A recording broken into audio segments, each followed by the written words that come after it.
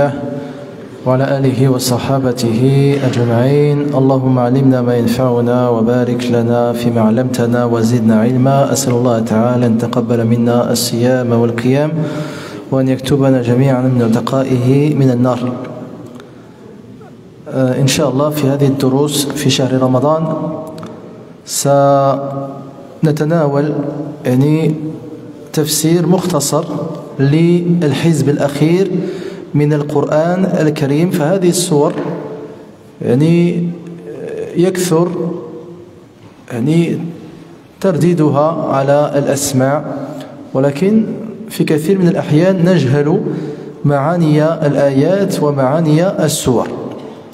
Donc Inch'Allah, pendant ces cours de Ramadan, quotidiennement Inch'Allah, juste après l'Asr, pour une demi-heure Inch'Allah, on va découvrir l'explication, le tafsir du dernier hizb du Coran al-Karim. Donc les petites sourates du Coran qu'on mémorise tous en général, mais souvent on ignore le sens de ces sourates. Donc on va essayer Inch'Allah de les comprendre. Le but du Coran al-Karim, c'est sa compréhension. Kitabun anzalnahu ilayka mubarakun liyadabbaru ayatihi wa liyatadhakkara ulul albab. Donc le Coran, il a été fait, Allah Azza wa Jalla l'a fait descendre comme un livre béni afin qu'on médite sur ces versets. Et si on ne connaît pas le sens, on ne peut pas méditer sur ces versets. Donc on va commencer de la dernière sourate et on va essayer de monter jusqu'à où Allah Azza wa Jalla nous l'aura permis. Allah Azza wa Jalla يقول أعوذ بالله من الشيطان الرجيم بسم الله الرحمن الرحيم قل أعوذ برب الناس ملك الناس إله الناس من شر الوسواس الخناس الذي يوسوس في صدور الناس من الجنة والناس. Au nom d'Allah, le tout miséricordieux, le très miséricordieux, dit: je cherche protection auprès du Seigneur des hommes, le souverain des hommes, Dieu des hommes, contre le mal du mauvais conseiller furtif qui souffle le mal dans les poitrines des hommes, qu'il soit un djinn ou un être humain. Min al-jinnati wa nas. Donc cette sourate, c'est une sourate mécoise, c'est-à-dire révélée au prophète alayhi salatu wassalam avant l'hégire. Donc dès que vous voyez écrit à côté d'une sourate Makkiya ou Madaniya, ça ne veut pas dire forcément descendu à la Mecque, ça ne veut pas dire forcément descendu à Médine, ça veut dire avant l'hégire et après l'hégire. Donc tout ce qui a été révélé au prophète sallallahu alayhi wa sallam avant l'hégire, c'est Mekwa. Et tout ce qui a été révélé au prophète sallallahu alayhi wa sallam après l'hégire, c'est médinois. Par exemple, on a des versets du Coran al-Karim qui sont médinois alors qu'ils ont été révélés au prophète sallallahu alayhi wa sallam à la Mecque, comme ce qui a été révélé pendant le pèlerinage d'adieu. Donc c'est à la Mecque, le Hajj c'est vraiment à la Mecque, et malgré cela c'est médinois parce que révélé au prophète sallallahu alayhi wa sallam après l'hégire. Allah Azza wa Jalla yaqul, il dit je cherche protection auprès du Seigneur des hommes, le souverain des hommes et le Dieu des hommes. Donc Allah Azza wa Jalla, pour nous c'est tout cela, c'est le Seigneur des hommes, Rabbin Nas. Donc nous on est tous, on va dire, les esclaves d'Allah Azza wa Jalla, les serviteurs d'Allah subhanahu wa ta'ala. Malikin Nas. Donc on est tous dans le royaume d'Allah subhanahu wa ta'ala. Allah Azza wa Jalla, c'est le souverain des hommes, le souverain du monde. Wa ilahin nas, c'est le Dieu des hommes. Donc Allah Azza wa Jalla, c'est le seul qui mérite d'être adoré. Toute adoration en dehors de celle d'Allah Azza wa Jalla est fausse. ذلك بأن الله هو الحق وأن ما يدعون من دونه هو الباطل. Donc c'est parce que Allah Azza wa Jalla c'est la vérité et que tout ce qu'ils invoquent en dehors de lui n'est que du faux. Donc la personne, si elle sait qu'Allah Azza wa Jalla pour lui c'est son Seigneur, c'est le souverain des hommes, c'est le Dieu des hommes, à ce moment-là, on ne peut chercher protection auprès de personne à part lui, subhanahu wa ta'ala. Pourquoi on cherche protection contre quoi? Il nous dit min sharri al-waswasi al-khannas, c'est-à-dire contre le mal du mauvais conseiller, al-waswas al-khannas, c'est-à-dire, pour être bref, ce que l'on appelle al-qarin. Donc chacun d'entre nous, il a avec lui un démon qui l'incite à faire le mal, qui lui embellit les péchés, qui désire l'éloigner de l'adoration d'Allah Azza wa Jal et de son obéissance. Chacun d'entre nous, sans exception.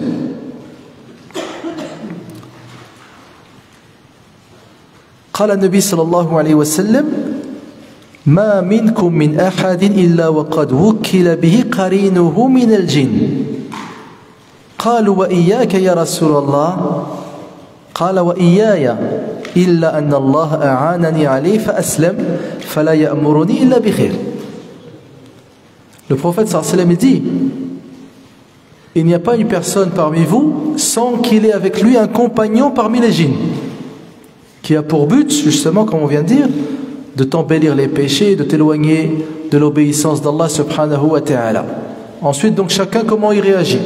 Soit il prend le dessus sur son démon, soit son démon, il prend le dessus sur lui. Et ça, c'est en fonction, c'est pour ça qu'il nous dit justement, al-waswas. Donc, il nous conseille le mal. Mais on va voir comment s'en protéger. Abdullah ibn Mas'ud, il a dit, même toi, ya Rasulallah, même toi, tu as un djinn qui t'incite à faire le mal. Il a dit, même moi, j'ai un djinn avec moi. Sauf que Allah Azza wa Jal, il m'a aidé, fa'aslam. Donc le djinn du prophète sallallahu alayhi wa sallam, il s'est converti à l'islam, fala ya'muruhu illa bi khair. Donc il incite le prophète sallallahu alayhi wa sallam qu'à faire du bien. Mais nous, on n'a pas ce privilège qu'a eu le prophète sallallahu alayhi wa sallam. Avec nous tous, on a un djinn qui nous incite à ne pas venir à la mosquée, qui nous incite à commettre des péchés, qui nous incite à ne pas donner la zakat, qui nous incite bref, à ne pas être un bon serviteur. Et donc ce djinn, du fait qu'il est très proche de nous,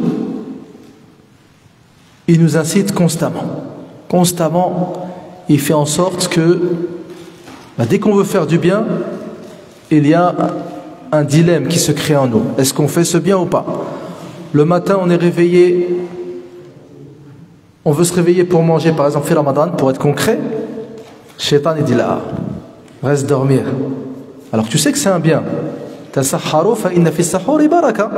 qu'il y a un bien. Tu vas être récompensé, tu sais que tu auras suivi la sunna du prophète sallallahu alayhi wa sallam, tu sais que ça va te renforcer pour la journée, mais ton djinn il te dit non, reste dormir. Même quand tu t'es levé, tu te dis, ah, vu que je suis levé, pourquoi ne pas aller à la mosquée? Pourquoi ne pas aller à la mosquée? Ton djinn il va te dire non, il fait froid. Il va te dire non, il neige. Non, c'est loin. Et ainsi de suite. Toute la journée, c'est que ça. Toute la journée, c'est que ça. Tu veux faire des nafilas avant la prière, ton djinn il te dit non. Tu veux faire après, ton djinn... Et c'est toi, comment tu prends le dessus ou pas sur ce djinn. Donc pour montrer la proximité de ce djinn, le prophète sallallahu alayhi wa sallam, un jour, il était en i'tikaf pendant Ramadan. Donc le prophète sallallahu alayhi wa sallam, parmi sa sunna, il restait pendant les 10 dernières nuits de Ramadan, il restait à la mosquée. Il n'en sortait pas. Juste en cas d'urgence, alayhi salatu wassalam.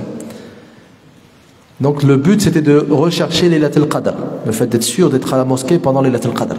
Et donc un soir, il y a son épouse Safiya radiyallahu anha qui est venue rendre visite au prophète sallallahu alayhi wa sallam à la mosquée. Donc vu que c'était la nuit, qu'est-ce qu'il a fait le prophète sallallahu alayhi wa sallam? Il s'est permis de sortir de la mosquée pour la raccompagner. Donc c'est pas loin les maisons du prophète sallallahu alayhi wa sallam sont proches.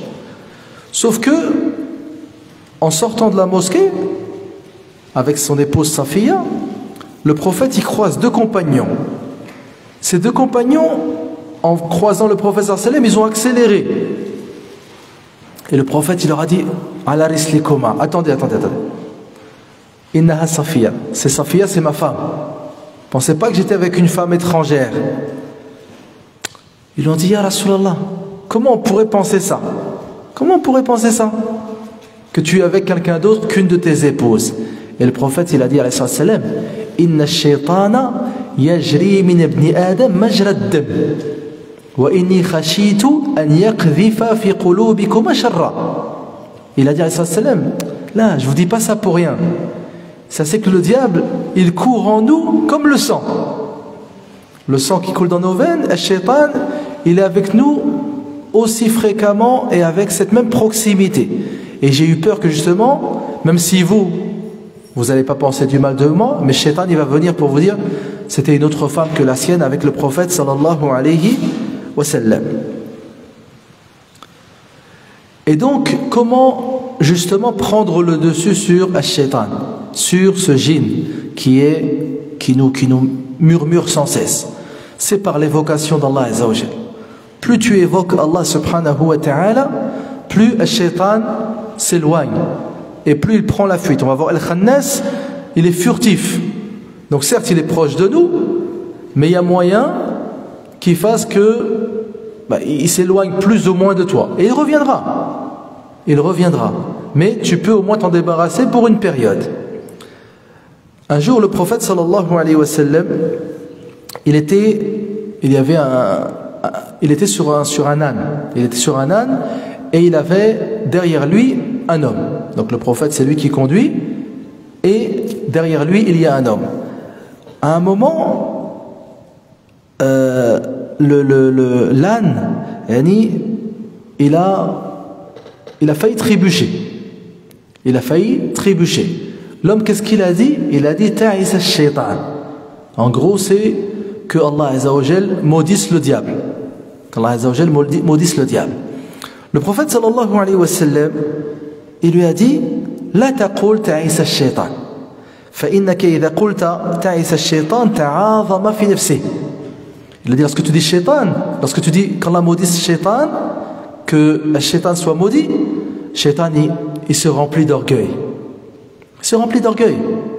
Au contraire, la première chose que tu as citée lorsqu'un mal t'est arrivé, c'est le shaitan. Le shaitan, il est heureux lorsque tu le mentionnes, lorsque tu penses à lui, plutôt que de penser à Allah subhanahu wa ta'ala. Et il lui a dit, dis plutôt Bismillah. Si par exemple, ton cheval, ta monture a failli trébucher, tu dis Bismillah. Plutôt que dire qu'Allah maudisse le diable. فإذا قلت بسم الله تصاغرت إليه نفسه. À ce moment-là, le shaitan il se fait tout petit. Le shaitan il se fait tout petit. Donc dès qu'il nous arrive quelque chose de mal, plutôt que dire Allah il a un shaitan ou bien shaitan, c'est à cause du diable, tu dis Bismillah. Et à ce moment-là, le shaitan il devient tout petit. Et le prophète sallallahu alayhi wa sallam il nous dit également que lorsqu'il y a l'adhan, justement, lorsqu'il y a l'adhan dans la mosquée, le shaitan il prend la fuite. Il a même des flatulences, akramakumullah. Pendant tout l'adhan, il n'est pas là. Pourquoi il n'est pas là pendant l'adhan? Parce que l'adhan entièrement, c'est l'évocation d'Allah Azza wa Jal. Allahu Akbar, Allahu Akbar, Allahu Akbar, Allahu Akbar. Ashhadu an la ilaha illallah, ashhadu anna Muhammadan. Du début jusqu'à la fin, ce n'est que l'évocation d'Allah Azza wa Jal et un appel au bien. Hayya ala salat, hayya ala falah. Donc shaitan, il n'aime pas ces paroles, il prend la fuite.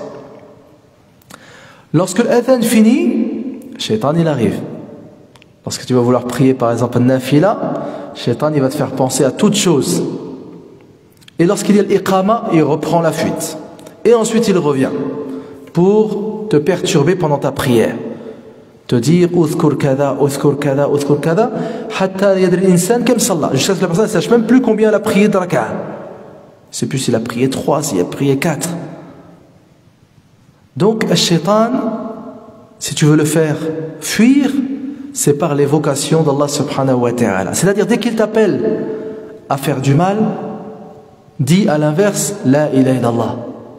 Lorsque le shaitan t'incite à faire un péché, il t'embellit ce péché, tu dis la hawla wa la quwwata illa billah. Tu évoques Allah subhanahu wa ta'ala. Donc c'est pour ça qu'il nous a dit min sharri al-waswasi, c'est-à-dire celui qui murmure, celui qui t'appelle à faire le mal, al-khannas, c'est-à-dire qu'en même temps il est furtif. Parfois il prend la fuite. Il prend la fuite lorsque tu évoques Allah subhanahu wa ta'ala. Abdullah ibn Abbas radiyallahu anhuma, il disait الشيطان جاثم على قلب ابن آدم فإذا سهى وغفل وسوس وإذا ذكر الله خنس. Ibn Abbas il dit que le shaitan, c'est comme s'il était à genoux sur ton cœur. Donc lorsque tu es inattentif, lorsque tu es distrait, le shaitan, il vient t'inciter à faire le mal. Et lorsque tu évoques Allah subhanahu wa ta'ala, le shaitan, il prend la fuite.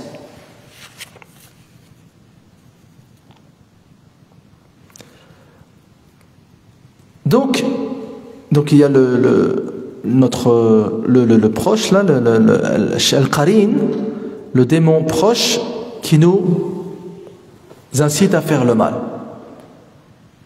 Mais il n'y a pas que lui. Vous savez très bien qu'il y a également des hommes qui incitent à faire le mal. C'est ce qu'on appelle shayatin al-ins. C'est-à-dire par exemple pendant ce mois de Ramadan, Allah Azza wa Jalla nous a ennoblis en faisant que les démons soient attachés, ligotés, enchaînés. Ça ne veut pas dire que Iblis, donc le Ras al-Shayatin, là, c'est toute son armée. Donc ce qui fait que, en général, Ramadan, on a envie de faire le bien, plus qu'à une autre période. Parce que justement, tous ces démons qui nous incitent à faire le mal, ils ne sont plus actifs comme ils le sont en dehors du mois de Ramadan. On voit que la mosquée, elle est plus remplie. Pourquoi? Grâce à ça. On voit que les gens ils viennent le soir, ils prient 1h30, normal. Grâce à ça. On voit que les gens ils sont généreux. Grâce justement au fait que Allah Azza wa Jal a fait que les démons soient... Sinon on ne ferait rien. On ne ferait rien. On serait comme pendant les autres mois. Ce seraient les mêmes personnes qui viennent à la mosquée, ce seraient les mêmes personnes qui donnent, ce seraient les mêmes personnes qui aident, ce seraient les mêmes personnes qui sont bons. Là, alhamdulillah, pendant Ramadan, même, on va dire, les gens qui sont mauvais pendant Ramadan deviennent bons. Et les gens qui sont bons deviennent meilleurs encore, walillahi alhamd. Et les portes du paradis sont ouvertes, les portes de l'enfer sont fermées, justement pour que l'on puisse œuvrer pendant ce mois. Et le bien qu'on a pu faire pendant ce mois, ça devient une habitude, Inch'Allah, après le mois du Ramadan. Mais il y a néanmoins shayatin al-ins. Et eux, ils ne sont pas enchaînés. Ils vivent avec nous. Parfois, ils vivent sous le même foyer. Wala'iyadhu billah. Allah Azza wa Jalla nous dit وَكَذَلِكَ جَعَلْنَا لِكُلِّ نَبِيٍّ عَدُوًّا شَيَاطِينَ الْإِنسِ وَالْجِنِّ يُوحِي بَعْضُهُمْ إِلَى بَعْضٍ زُخْرُفَ الْقَوْلِ غُرُورًا. C'est ainsi qu'on a fait on a donné à chaque prophète des ennemis parmi des démons parmi les hommes et les démons, parmi les hommes et les diables. Donc il y a des hommes, c'est des démons. Ils n'incitent qu'au mal, ils ne prononcent que des mauvaises paroles. Donc eux également il faut les fuir. Eux également il faut les fuir pendant le mois de Ramadan. Et eux en plus, al-qarin, lorsque tu évoques Allah Azza wa Jalla, lorsque tu dis Bismillah, lorsque tu dis A'udhu billahi minash shaitanir rajim, lorsque tu dis La ilaha illallah, il prend la fuite. Shayatin al-ins, non. Shayatin al-ins, il faut une distance entre nous et ces gens-là. Il faut une distance. Parce que même si tu lui dis Bismillah, ça n'aura aucun impact.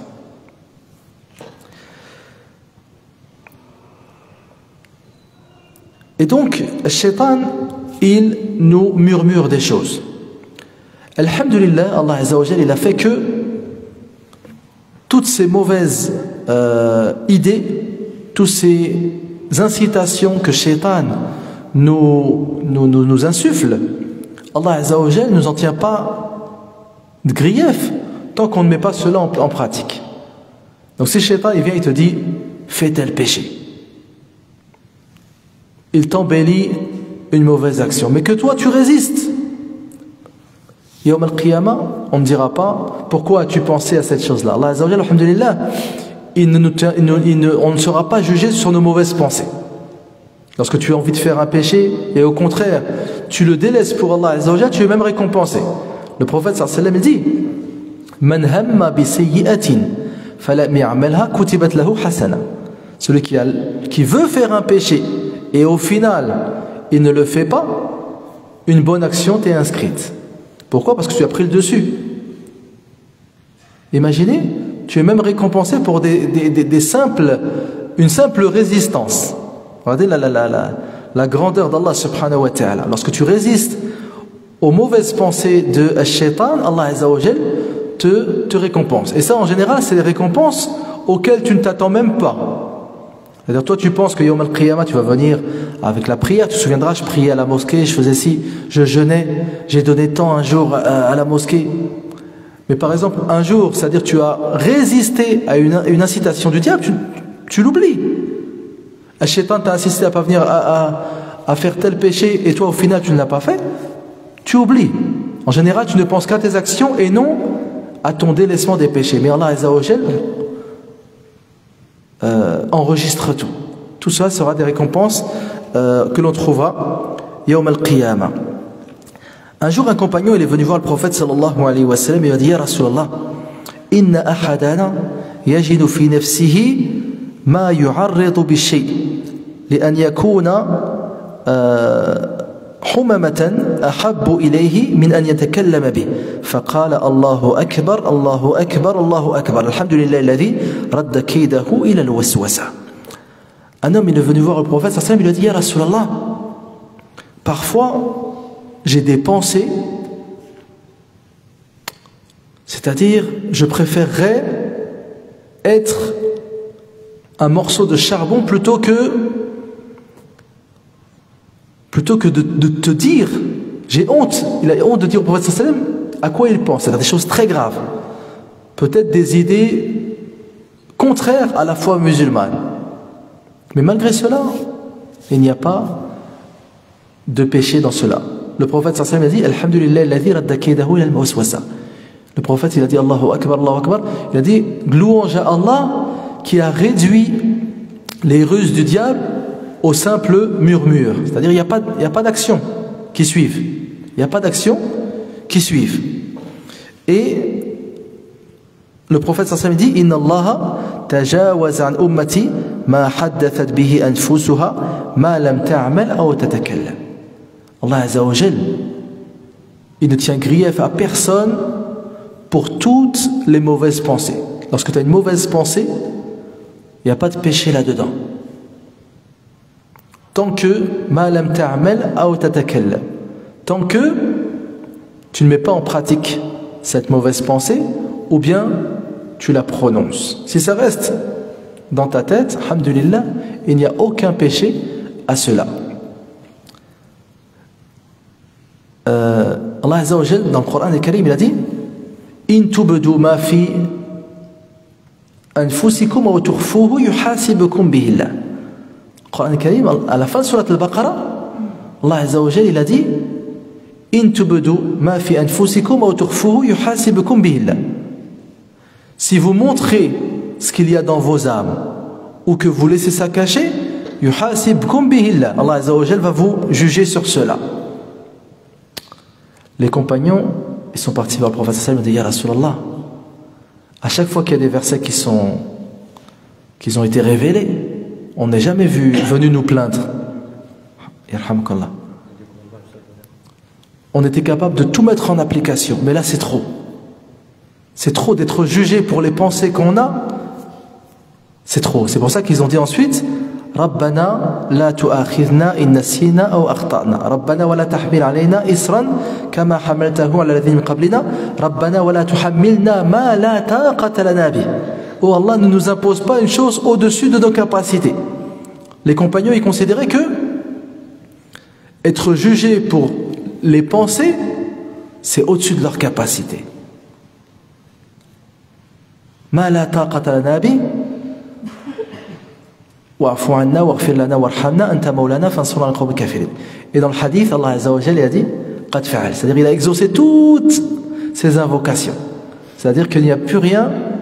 Allah Azza wa Jalla ne va pas nous juger pour ce qui est au-dessus de nos capacités, c'est-à-dire le fait d'avoir des mauvaises pensées. Donc même les compagnons radiyallahu anhum, c'était au-dessus de leur capacité de devoir être jugés pour les mauvaises pensées qu'ils pouvaient avoir dans leur cœur ou dans leur tête. Donc que penser de nous? Que penser de nous. Donc, alhamdulillah, tant que c'est des mauvaises pensées, il n'y a pas de péché. Walillahi alhamd. Min al-jinnati wan-nas. Donc, comme on a vu tout à l'heure, il y a deux types d'individus, on va dire, qui murmurent. Nous avons al-jinn, donc surtout al-qarin, donc celui qui est proche de nous, et également al-nas. Également al-nas parmi les démons, parmi les hommes. Donc dans ce hadith, dans cette sourate, pardon, nous avons l'importance de cette sourate. Donc cette sourate, elle est très très importante. Donc Allah Azza wa Jalla, justement, il a fait en général que les sourates importantes, les sourates par exemple qui sont une sorte de protection pour l'homme, c'est des sourates faciles à mémoriser. On n'a pas dit à la personne mémorise sourate Yusuf, mémorise sourate... Non. Ou sinon quand il y a un bienfait, c'est man qara'a surat al-Kahf, celui qui lit surat al-Kahf. Mais là, il faut vraiment mémoriser ces sourates-là, car il est recommandé de les dire le matin et l'après-midi. Ça fait partie de Adhkar al-Sabah wal-Masa. Il est également recommandé cette sourate-là, plus celle d'avant, plus l'Ikhlas, les trois dernières sourates. Il faut les dire le matin après Salat Subh, et il faut les dire après la prière de l'Asr. Celle qu'on va dire après Salat Subh, ça va nous protéger. Allah Azza wa Jalla va nous protéger grâce à cette lecture pour toute la matinée. Et après l'Asr, toute la nuit jusqu'au lendemain. Donc la personne, il est sans cesse sous la protection d'Allah subhanahu wa ta'ala grâce à la récitation de ces sourates. La récitation des trois dernières sourates, ça prend même pas une minute. Également avant de dormir. Le prophète sallallahu alayhi wa sallam, il avait pour habitude de lire dans ses deux mains les trois dernières sourates, ensuite il postillonnait dans ses mains et ensuite il passait sur tout son corps, alayhi salatu wassalam. Et on fait ça à 3 reprises. Également, c'est une sourate importante à réciter lorsqu'on est atteint par exemple du mauvais œil, lorsqu'on est atteint de mal occulte, de sorcellerie, etc. On récite cette sourate. Le prophète sallallahu alayhi wa sallam également, il récitait ces 2 sourates, les 2 dernières, sur Al-Hassan wal-Hussein. Sur Al-Hassan wal-Hussein radiyallahu anhuma. Ce qui montre que, en général, souvent, lorsqu'on parle de Ruqya, on va rechercher une personne qui connaît tout le Coran. Ah, il est où l'imam pour faire Ruqya? Alors que lorsqu'on regarde les hadiths où le prophète sallallahu alayhi wa sallam nous enseigne quelles sont les sourates qui nous protègent, qu'est-ce qu'on voit? On voit le Fatiha, on voit l'Ikhlas, on voit les 2 dernières sourates, des sourates que nous-mêmes on mémorise. C'est-à-dire en vérité, on peut très bien se préserver nous-mêmes. On peut très bien se faire ruqya à nous-mêmes en réalité. Là, tu vas faire appel à une personne qui va te donner peu de son temps. Il va venir, il va te donner peut-être une demi-heure, il va te réciter des sourates que toi tu connais, et après il va partir, et toi ensuite tu vas rien faire. Et après tu vas te prendre du mal occulte, de la haine. Raqi, il est venu, alhamdulillah, il t'a été bénéfique. Pendant son absence, continue. Récite les 3 dernières sourates, récite le Fatiha. Et Allah Azza wa Jalla va te préserver. Donc ce raqi, il ne peut pas être 24 heures sur 24 avec toi. Mais toi, c'est toi qui es avec toi-même. Donc, ces 2 dernières sourates, avec surat al-Ikhlas, sont des sourates très importantes pour la protection.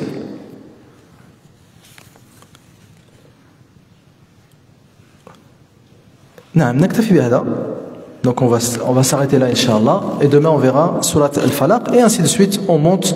Chaque jour, on découvre le sens de ces dernières sourates, Inch'Allah. Nasallallahu ta'ala an ينفعنا بما سمعنا وأن يعلمنا ما جهلنا. اللهم تقبل منا الصيام والقيام وتلاوة القرآن يا رب العالمين. اللهم اعتق رقابنا من النار، اللهم اعتق رقابنا من النار، اللهم اعتق رقابنا من النار. اللهم زينا بزينة الإيمان وجعلنا هداة مهتدين غير ضالين ولا مضلين. اللهم إنا نسألك الهدى والتقى والعفاف والغنى. ربنا آتنا في الدنيا حسنة وفي الآخرة حسنة وقنا عذاب النار. وصلى الله على نبينا محمد وعلى آله وصحابته أجمعين وآخر دعوانا أن الحمد لله رب العالمين.